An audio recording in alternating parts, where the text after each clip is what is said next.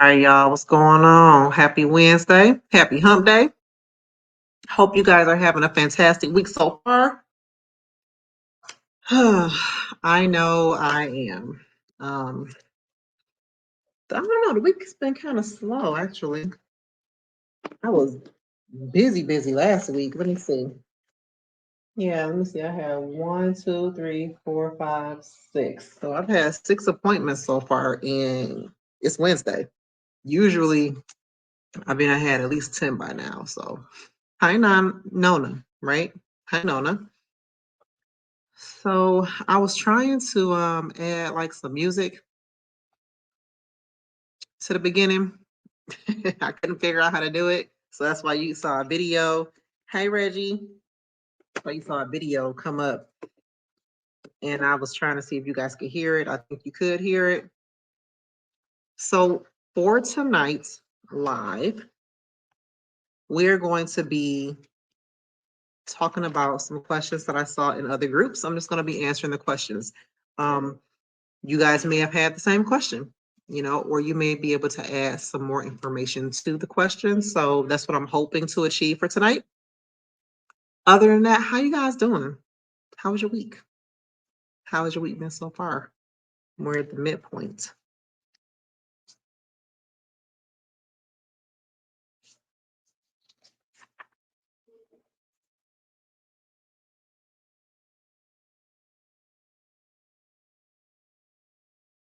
All right, so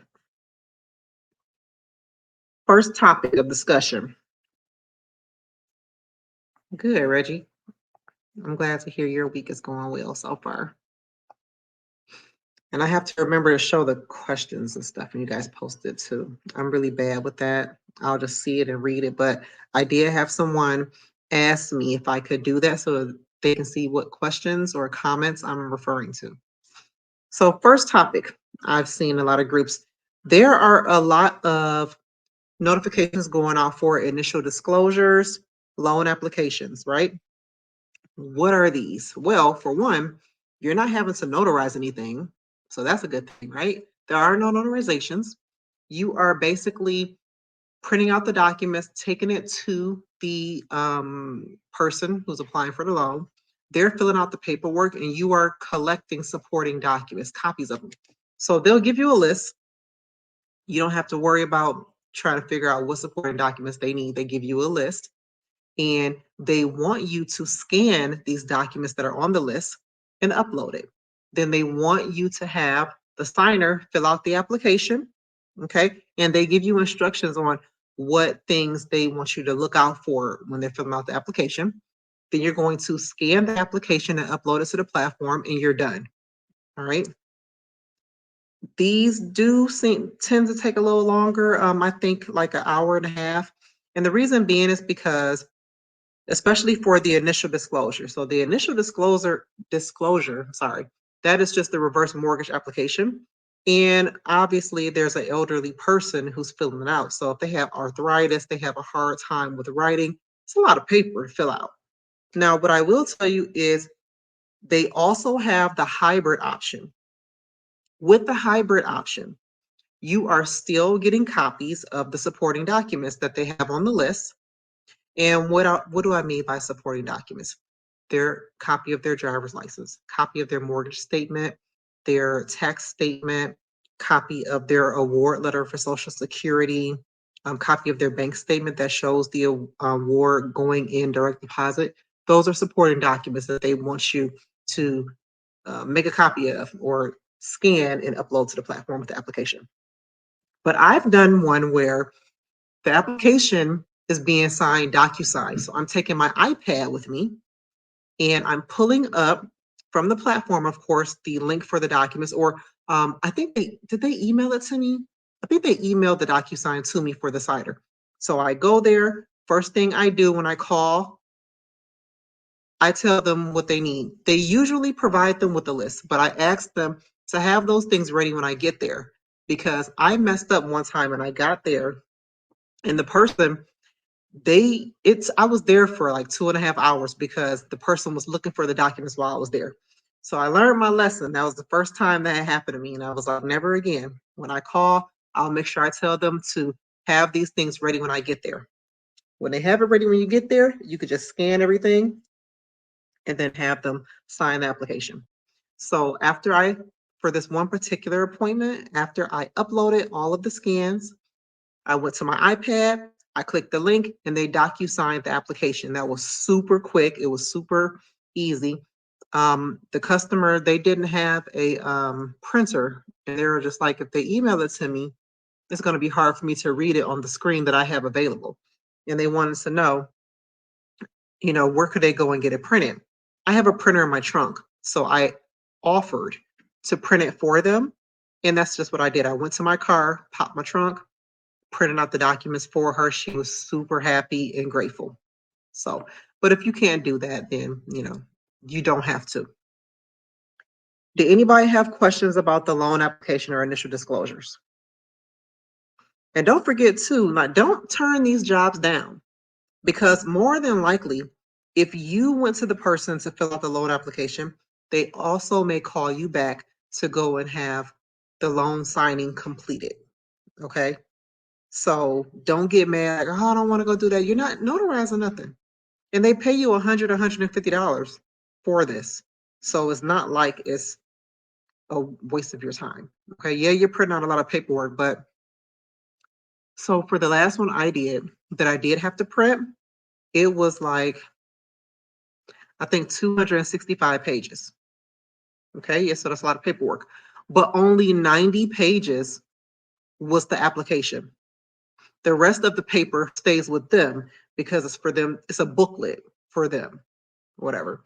So you're not signing all of those papers. You're signing 90 pages, and then the rest of the paper stays with them. Okay. So any questions about that? Oh, Reggie said that he had a Ron last minute last night. Kudos to you. All right. Nobody has questions. I'm going to move on. All right.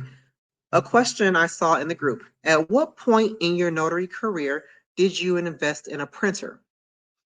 Now, okay, so you guys can see this. This printer that I have is a dinosaur of a printer, all right? I've had that printer for years, way before I became a notary.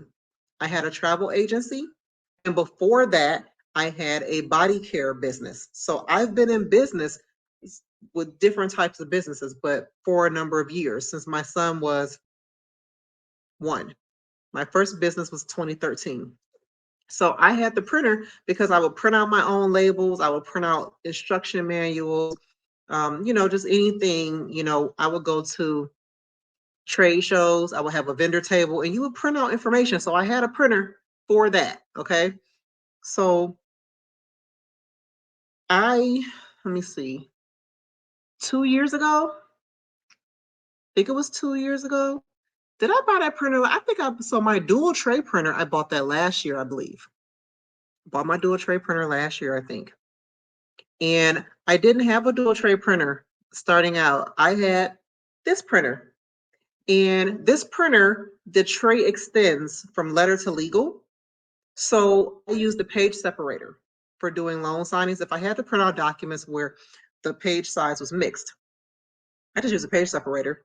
Put the letter in first, print out all the letter documents, then extend the tray, put in the legal, print out all the legal documents, and then I would just have to put it back together. Oh, we bought it in 2022? Thank you, Ayana. Me and Ayana bought our printers at the same time. She bought hers first, I believe. And I believe I bought mine a couple of weeks or so after her. So yeah, I didn't invest right away in expensive equipment. I needed to see the potential for me to earn enough money to give me a reason why. Like, why do I not buying this? Because if I buy a dual tray printer and I'm not using it, it's a waste of money. So by the time I did buy my dual tray printer, I had already done enough signings in that month to pay for it. So it was justified, the cost. But I guess it just depends on you and your resources. I didn't have the resources to just go all out in the beginning. I had to build my way up to. So I became a notary in July of 2020. and I bought my printer in 2022. So that answers that question. At what point in your notary career did you invest in a printer? That's when I decided to invest in a printer. So now I have this one downstairs, and I have my dual tray printer upstairs. All right. I saw another question.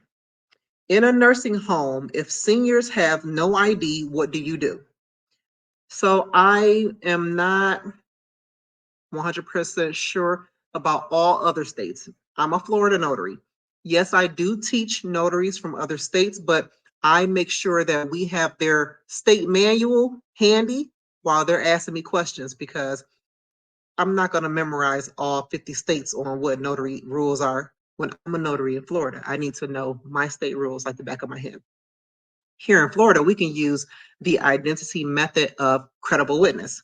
So before I go to the appointment, if I know I'm going to an assisted living, or if I know the signer is elderly, my number one question is, well, not just for them, it's for everybody.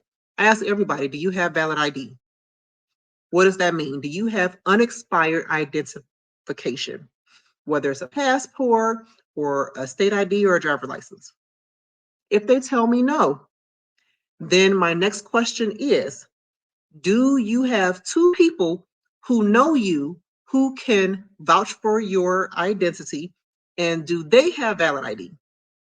Okay. Now, in our state statutes, it says that you can use one credible witness, but one credible witness has to be known by me and the signer. Or I could use two credible witnesses and they need to be known by the signer.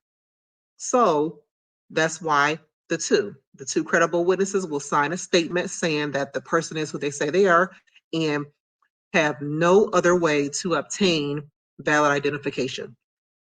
And then they will produce their ID, which cannot be expired. Okay. Well, there's a caveat to that, but I'm not going to go into all that. But anyway, they need to have unexpired ID. And then we can proceed as normal with the notarization. If you are not in a state where you can do that, you need to know what other methods you can employ. If there are no other methods, then you probably can't proceed with notarizing, but you need to look in your state statute for that, okay? Next, somebody asked about the safe deposit box process. Now, I have not inventoried a safe deposit box. I haven't been asked to. But I do know how the process works because I've looked it up. In the beginning of me becoming a notary, that is one of the duties listed in our state statute. So I wanted to know, what is it about? It's listed here, what's about. So basically, you need to be present. You need to be present during the inventorying of the safe deposit box. They're opening it up, they're going through it. They have a list, a form, that has a list that they have to fill out. You need to be present. And they may or may not have a certificate for you to sign stating that you were present during the inventorying of the safe deposit box. So you would either provide one, which in our state statute, they do have a certificate verbiage that you can, copy and paste onto a Word document and print it out. But the bank or financial institution should have some type of documentation, okay, that would have the area for you to fill it out and notarize the signature of the person who inventoried the safe deposit box. But that's just how it goes. You're not going in there and pulling everything out. And no, you're watching them do it. They're filling it out and you're signing that you were present to witness what they did for the box. And that's how the process goes. Some banks or financial institutions may contact a notary if they don't have one on staff at the time that the safe deposit box needs to be inventoried. So that's how that process goes. And I think that it's $10 per inventory. Let me see. I literally was just in this book earlier. Hold on.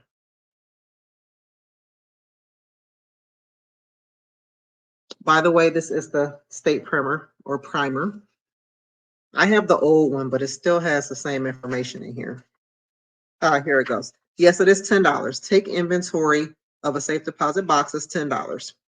for being present at the opening of a safe deposit box and completing the certificate. The maximum fee is $10 here in Florida. Okay, but they're not just going to call you for one. So I've seen notaries post about doing it, and they'll call them and they'll have to do like anywhere between 50 and 100 of those things. And it's not all done in one day, obviously. Like one notary I saw, she said that she spent a week doing that. So yeah. So that's how the safe deposit box process works. Okay. Next, using a pre-printed certificate as is or having to add one. When do you know when to do it? You know, this is actually a simple solution, but I'm going to go ahead and answer the question. So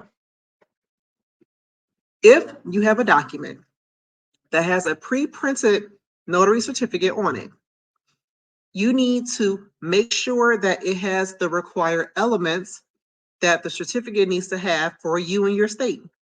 I'm in Florida, so I already know what elements I'm looking for. I'm looking for a venue. Is there a space for the date? What type of notarization is it? I'm looking for the keywords, the signer's name, how they presented themselves, either online or physical presence, the type of ID that they produced, my signature and seal, right? I need to have all of those elements present. If they're not present, I have to add them, okay? If there is too many elements missing, I'm just going to add a certificate. I'm not even about to try to write in all that information. You can use a certificate stamp, which is this big boy. I have 3 of them.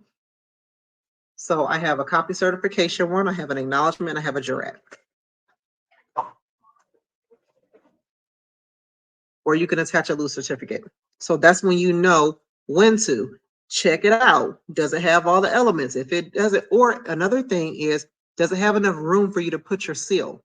Because sometimes they'll have that certificate printed all the way at the bottom where there's no space, or in the middle of paragraphs where there's no space. Because remember, our stamps can't cover words, it can't cover lines or anything like that. So in that case, you're going to have to add a loose certificate. Like, you don't really have a choice. So that's how you know when to either use the pre-printed certificate or add one, okay? Anybody have questions about that?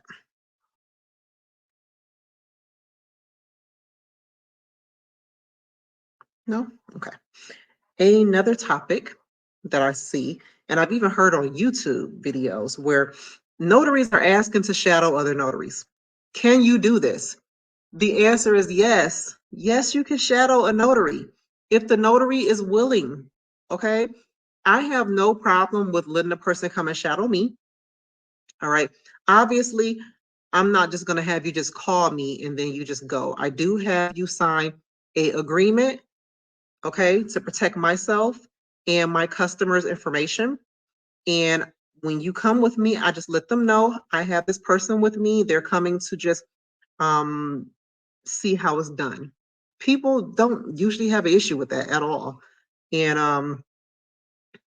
I do it for witnessing. If I have to provide a witness, you can tag along with me for that. You don't have to just come and sign. You can come, sign, and stay and see how the process is done. All right. So yes, you can. It just depends on the person. You know, for some of us, we have relationships with the people that we work for to where we can do that and it's no issue. Okay. You may have some companies that do not like that. They may frown upon it. So you just need to know who you're working with. If you don't know the people who you're working for or working with, it's probably not a good idea to do it. Okay. So that's it for the shadowing notaries. And then don't forget, guys, there are a lot of notary meetups that they have in the areas that they meet together, and then they do mock signings or answer questions and show you how to notarize documents. A lot of notaries are doing that now. Some are free, some are not. I'm going to be doing a meetup myself. I'm thinking about meeting some notaries in Boynton Beach, Florida, and we're going to meet at a Golden Corral. So I don't have to worry about coming out of no money except for myself to eat and any other notary too. and I'll make sure we have a big enough space to where we can talk, we can go over some documents if you guys would like, and so forth. So yeah, look into the different Facebook groups. I think Clubhouse also, they announced those, and see if you can go to some of those meetups and then get some hands-on training with notaries who know what they're doing. Okay. Hold on, guys. I need some chapstick. Every time I get on here with y'all, my lips get dry.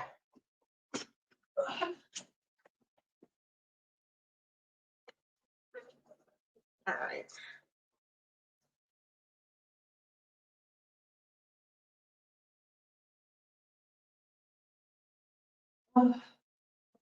Okay. Next question. Can you do a power of attorney online? The answer is yes, you can do a power of attorney online. There are some questions that you want to ask though. Is the principal signer a vulnerable adult? If the principal signer is a vulnerable adult, means that they have someone who is assisting them with everyday tasks, okay? Which means that you probably cannot tell whether they're aware and willing to sign the document meeting with them online, which means that you may need to meet them in person in order for you to determine this, okay? If you do decide to do it online anyway, and this is for Florida, I don't know about any other state off the top of my head. We have a vulnerable adult script that we ask online live to the principal signer to ensure whether or not we should proceed with notarizing the document online. Okay. So the answer is yes, but okay. And wills, you can notarize a will online too, although some of the receiving parties may not accept a will with electronic signatures. So it is up to the signer to know whether or not they can do this. You don't want to notarize a document for them. Then they come back and say, oh, my bank wouldn't take it, or whatever other institution they're supposed to be turning it into won't take it. It's up to them to, and I ask, are you sure this could be notarized online? Are you sure they're going to be okay with you applying electronic signatures and an electronic seal to the document? If you don't know, if it's a maybe, you need to call and ask them before you pay me to perform the notarization, because I'll do it, but I can't be held responsible for if they won't accept it in that way. They may want wet signatures, which means pen to paper. Okay. Next question. What is a NOC? Okay, that is a notice of commencement. And this is typically needed for contractors to perform work on homes, roofing, solar panels, you know, any other work. I think doing the driveway, like anything, that I think alters anything that has to do with the county or city ordinances. So you need to have a permit to provide this type of work. So the NOC is the notice of commencement, which means that upon approval of the permit, they can begin doing the work for the period of time indicated on a document or whatever. Okay, so that's what the NOC is. And you usually would get these for people who are working with contractors, people who do home improvement. So that may be someone you can market to and let them know that you will travel to their clients to get these NOCs done, or you could do it online. That way, they don't have to wait to get the permit back to take the permit to the county, or you can even offer after you notarize the permit to deliver the permit to the county office for them. Okay. Giving y'all some little marketing nuggets. Next, what was the next question? What notary platforms are completely free? So they weren't specific on this question, so I'm going to give you two scenarios. So notary platforms like Notary Dash, Signing Order, SnapDocs, ZigSig, Notary Resume, Notary Cafe, Notary Rotary. Those are notary platforms. i.e. directories though. So to list yourself on those, some of them do have, oh, I don't have the questions. I have, I just have it wrote down here. I guess next time I should, oh, you know what, let me see. I can do like notes and share my screen. OneNote. All right, let's see. Hold on, guys.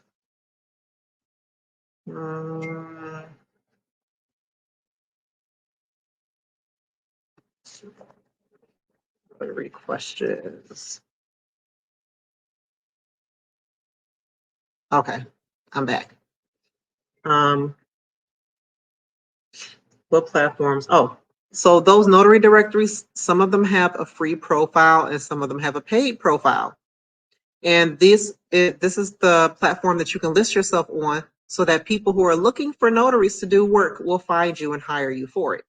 Now, if they were talking about online notary platforms, there are no free notary platforms. Okay. And what do I mean by that? You have platforms that charge you a monthly fee, and then you may not have to pay a session fee, or you may have to pay a monthly fee and a session fee. You do have some platforms where you don't have to pay a monthly fee, but every session you have to pay a fee. Okay. But there are no free online notary platforms. And the reason being is because the people who own these platforms, they have to pay for storage. So the more notaries they have doing sessions, remember those recordings and those journal entries have to be saved for a minimum, of 10 years.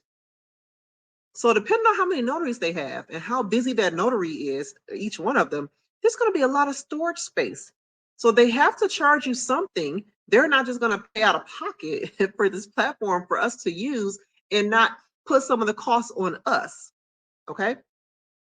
It is basically the cost of doing business. So if you are not in business, knowing that you need to have money to make money, you probably don't want to be in business. But that is the cost of doing business. You got to pay to play. All right. I got my OneNote up. Let me share. I'm going to type out the topics just so you guys can see them. And then maybe you may have a question about them if you can see them, right? Let's see. All right. So the first one we talked about was loan applications, initial disclosures, reverse mortgage application, which is what the initial disclosure is, the reverse mortgage application.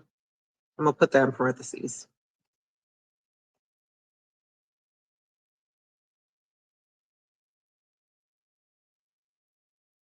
All right. And what are you doing with this? No notarizations needed. You are collecting supporting documents and scanning and uploading. Oh, God. Okay. Then the next one was, can I put a bullet here? No. All right. Anyway, the next question was, oh, I can number this. Can I number it? There we go. All right. Number 2 was, at what point in your notary career did you invest in a printer?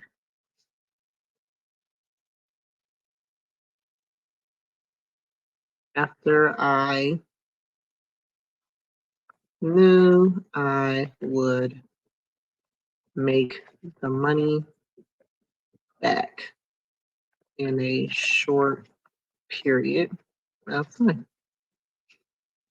Let's see. Oh, cool. All right, number 3. Oh, I skipped this one. Does a signer sign as an affiant on affidavit of value? So yes, the affiant is the person on the document. They are the signer. All right, so you are not the affiant, the signer is. Signer sign as affiant on affidavit of value. Forgot that question. The answer is yes. Number 4, in a nursing home, if senior has no ID, what do you do? Oops.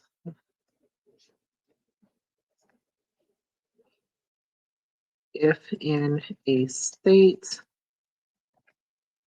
where credible witness ID method is acceptable, employ this method to ID the signer. Number 5, safe deposit box process. Notary is present during the inventorying of the safe deposit box and signs stating so.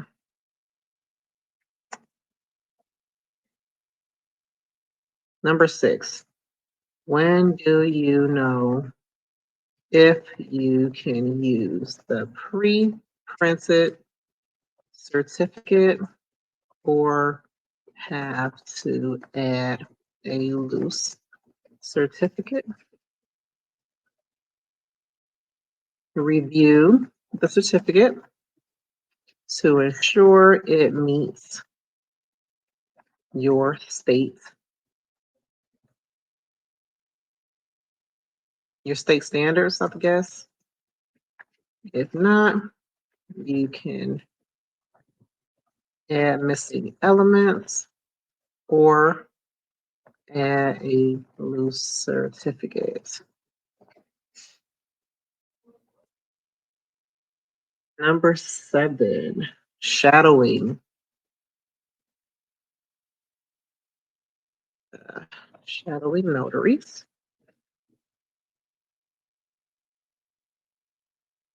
You can, but must check with notary to see if they are willing to do this. Number 8, can you do a POA online? The answer was, yes, but you must ensure the principal signer is not a vulnerable adult. If so, the answer is no.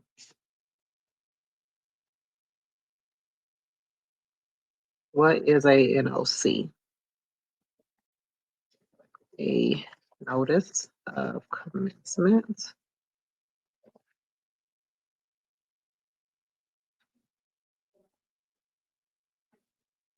is a permit needed for contractors to perform work on a property or the outside of a property. Why did that do that? I wanted all of that to be, there we go.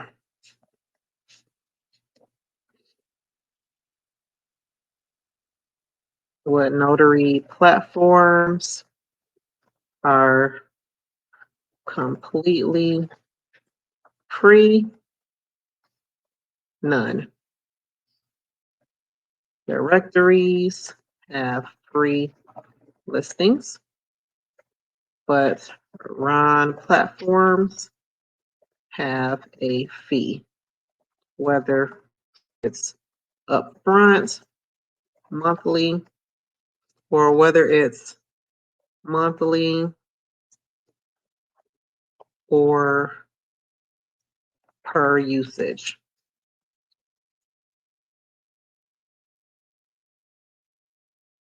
Oh, this one wasn't a question. This was somebody had posted in a notary group a like a case, right? And I guess a notary notarized alter documents. So guys, let me explain something to you. If you are presented with a document and there are visible signs of this document being altered, you cannot notarize it. You need to let the signer know they can provide you with an unaltered document and they can make the alterations in your presence where they can strike a line through and they can initial and put the correction, or they need to contact the person who drafted the document to make the necessary changes. Um, I'll explain to you, well, I'll share with you a situation I had. I had a repeat client. He presented a document to me and he had whited out like different things, right? Just a whole bunch of whiteout I see on this page. And so I'm looking at it and I'm like, I can't notarize this. And he's like, why? What's wrong? I said, this is an altered document and I can't notarize an altered document. So you need to provide me with a clean copy of this document. And if you need to make any changes, you can do it in my presence. And so he was like, oh, I had just did that because I forgot I had to sign in your presence. And then it had the wrong date. And da-da-da. I said, okay, well, just print out a clean copy. That way you can put the right date on it and you can sign it in my presence. So that's what we did. But you should not be notarizing incomplete documents, blank documents, or altered documents. We cannot notarize those, period. And you can explain to them that you cannot, and that's it. There is no, well, what if I did this and I really don't, and don't let them try to make you feel bad. Like, I really need this and it's time sensitive. And if I don't do this, I can lose my house or I can't get my car. It don't matter. I can't notarize that the way it is. And that's just it. No pity party, okay, when it comes to your commission, guys, because what'll happen is you can find yourself in a fraud transaction and now you got to go to court. It's not worth it. It's just not. So those were all the questions. All right. And thanks, Ayana, for telling me to type them out. I hope y'all can see them. It looks like it's a little, I tried to make the screen bigger. It looks like it was a little small though. Don't know if you guys can really see this, but yeah. Those were all the questions that I had for tonight. Did you guys have any questions about everything I talked about? Did you want to add anything?